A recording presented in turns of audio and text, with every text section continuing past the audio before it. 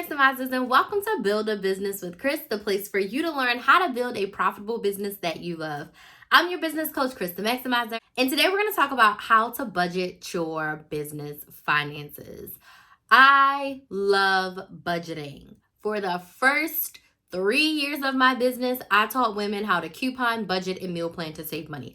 I love budgeting. I have some amazing budgeting methodologies, and I took those methodologies that I use for my personal budgeting and I've applied them to my business finances. So in today's video, I want to share with you my top tips for budgeting your business finances. So let's dig right on in. My first tip is to keep your money separate. Business in this account, personal in this account. If you don't have a business bank account yet, that's fine. Get 2 personal checking accounts, and one is for your personal stuff and one is for your business stuff. Once you get your business accounts, business money for business stuff, personal for personal stuff. So right now you hear me talking about 2 bank accounts, a personal account and a business account. And I'm going to break it down even further and tell you exactly how many bank accounts you should have for business. But at the very beginning, if you're just starting your business today or tomorrow, the checking account you use for your personal, and then you need a separate checking account for business. You could also use your PayPal just for business. You can sign up with Chime, Capital One 360. They're all free personal bank accounts that you can have that you can use for business. Second thing, when you're budgeting your business finances, you have to know your numbers. Do you know all of your bills and expenses? Do you know all the money that's going out? Do you know what you're spending money on in your business? Same thing with do you know how much is coming in? What is your income? And if your income fluctuates month to month, you need to make your budget based on the average income that you receive. So if you have 5K months and then you have 2K months, but on average, you never really go less than like $3,000, then you should budget off of $3,000. Okay, you want to budget off of $3,000. One thing that I like to say is that we want to do a zero-based budget. And every dollar needs a purpose. There should not be any extra money. It should all be allocated. So you want to get crystal clear on what your numbers are. Again, if your income fluctuates, go off of the average. If that means you got to go off of 1,000, go off of 1,000. But you need to know what your numbers are looking like. And if you don't, this is the perfect opportunity for you to look at your business transactions and things that you are spending money on to get crystal clear on your numbers, which brings me to my next tip. Categorize your numbers, and let me break down the categories for you. The first category is bills. I define bills as anything with a due date. So anything that you pay weekly, monthly, quarterly, yearly needs to be in your budget. Now, your budget can be on paper. I still use a paper planner, and I also keep some of my finances, like my income report. I keep that digitally in a Google Sheet. I also use QuickBooks, which is connected to my bank account, so I don't really use it. I just press the buttons and it does all the stuff. So you need to have a place for you to manage. I think that's one of my tips. No, it's not one of my tips. You need to have a place for you to manage your budget, so you can do it on paper, old school. You can do it in an Excel file or Google Sheets, or you can grab a software like QuickBooks to do it for you. But you want to categorize all of your transactions. So anything with the due date is categorized as a bill. Anything that you spend money on every single month is an expense if it doesn't have a due date. So think gas if you use gas for business. Think food if you pay for lunches and dinners. Think any sort of maintenance, right? I pay for my nails from business because the reason why I get my nails done so consistently is, besides the fact that I love them, I use them because I'm on camera. Okay, I record tons and tons and tons of content. I record 12 videos a month, plus stories, plus short form videos as well. So I'm doing hours and hours of content. I pay for my nails out of my business expenses. So that's an expense, but I allocate, okay, it really costs me this amount of money to get my nails done every single month. So anything that you spend money on in your business that doesn't have a due date, travel needs to be an expense, and you want to have it allocated in your budget every single month. Okay.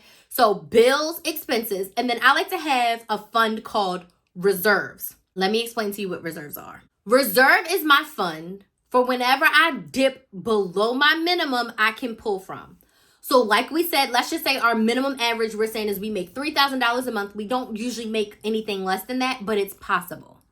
So whenever I make $5,000, I take the difference. Okay, so if my average is $3,000, okay, that's how much I need to run my business, pay all my bills, do all the things, right? When I make $5,000, I take half of the difference, which is $2,000. So I take $1,000, I put that in reserves. The other 1,000, I'm going to use it for savings, maybe give myself a bonus, and allocate that money to things that I need, maybe for future funds, things that I want to buy in the future. But 1,000 of that goes in reserves. Reserves is for when I have a slow month. So let's just say the next month, okay, I made 5,000 this month. Next month, I only make 2,500. I'm below my $3,000 threshold. So I'm going to take 500 from my reserves so I have 3,000 to run my business.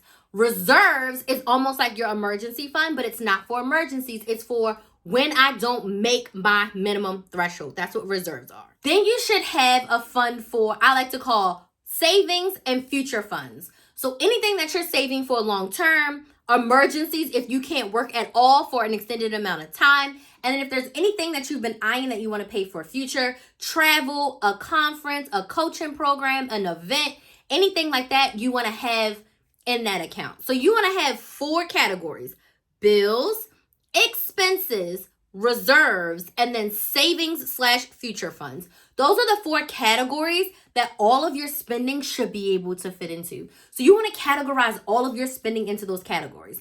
With expenses, you want to estimate based on your average. For reserves, you're not going to say how much you're putting in your reserves. That's what you do at the end of the month. So once you see how much money you've made, then you can decide how much to put into your reserves.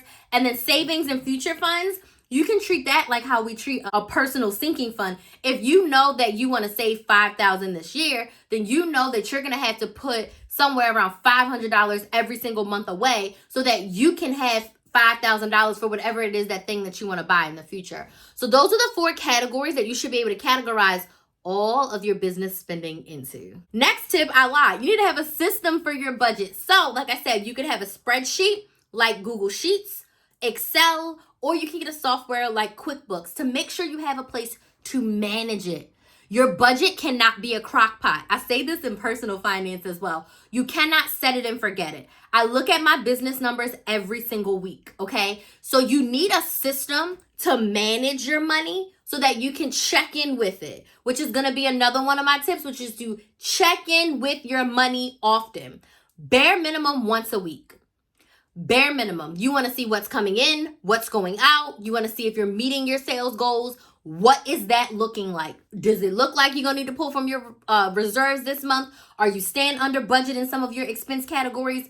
Check in with your budget every single week. I say have a money date with yourself.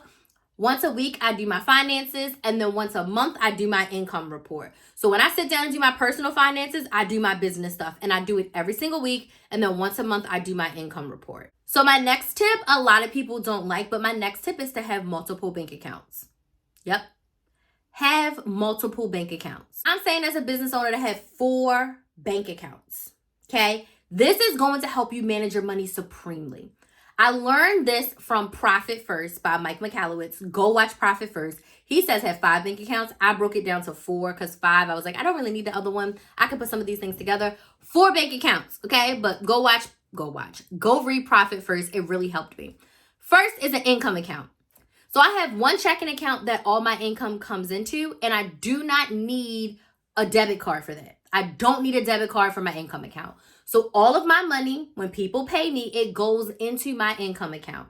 From my income account, you can sit down and pay yourself weekly. You can pay yourself bi-weekly. You can pay yourself monthly. That is up to you. You want to sit down and allocate these funds. Second bank account you want to have is for bills and expenses, and you need a debit card for this account. So in this account, you're going to pay all of your business bills with the due date, and this is a debit card you're going to swipe for your dinners, for your excursions, for your travel, anything that you're spending from your business account, any business expenses. Maybe you need to buy office supplies, you need to buy yourself a new outfit for an event, a new camera, whatever, you're going to swipe that debit card. So that's going to be for your bills and expenses. Third bank account is going to be for your reserves, and this is another bank account that you do not need a debit card for. So when you make more, you put money in your reserves, you have an account where your reserves just sit.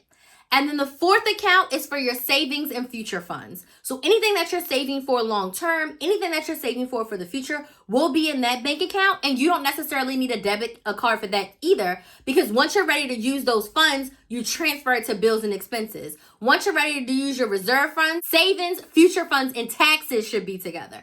Savings, future funds, and taxes should be in one bank account. So that fourth bank account, whenever you're ready to use that money and pay your taxes, you just transfer it to the bills and expenses bank account. I have all of these in one account. He says to have your tax account in a different bank, which you can, but I have all four of mine in one, and it doesn't charge me anything extra, and I just transfer money in and out. So check with your bank and see if it's possible. But those are the four bank accounts you should have. One for your income, one for your bills and expenses, one for your reserves, and one for your savings, future funds, and taxes. And last tip, which I already alluded to, check in with your business finances every single week. Check in and make sure that you've made the appropriate transfers, you're paying your bills appropriately. Make sure your yearly subscriptions, like my StreamYard is on yearly, my Canva is on yearly, that I'm aware of what is coming out of my bank account for business this month. So check in often with your business expenses. It cannot hurt you. It can only help you. So drop your questions in the comments that you have about budgeting your business finances. I will be more than happy to answer them. If you've enjoyed this content, make sure you subscribe and join the Build a Business with Chris family. I provide content like this every single week. I want to thank you all so much for watching, and I'll see you in the next video.